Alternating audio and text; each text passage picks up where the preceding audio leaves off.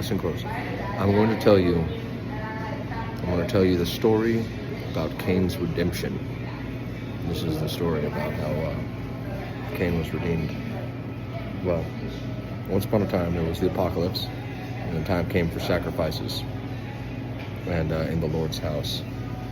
And so Seth, the good son, knew exactly what to do because he was the good son, and he got the biggest bull and sacrificed it, made a big T-bone steak from its entire side, both sides, on a plate.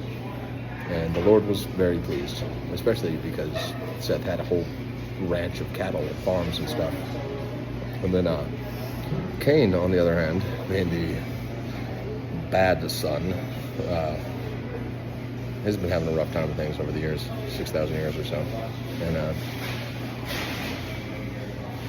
well, he didn't really have much to offer. He didn't have his own farm with his cattle and goats and stuff. So at night, the night before, he snuck over to his bro's farm, milked some of them goats, took that milk, made it into a wheel of cheese, set that wheel of cheese on the altar for the Lord, and guess what?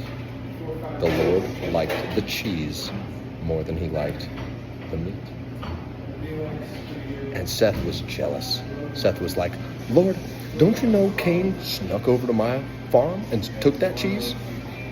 And the Lord was, I don't know, I thought it was funny. I'm not the Lord, though, here.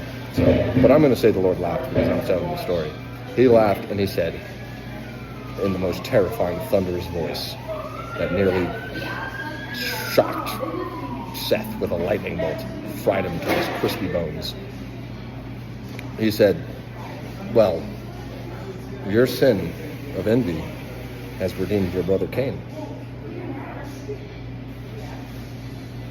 And he's going to forgive you, which is why I'm telling you.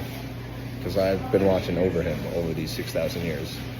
And he's not as bad as the people say he is. And they all lived happily ever after. Bye. That's all. This place is called the Good Life.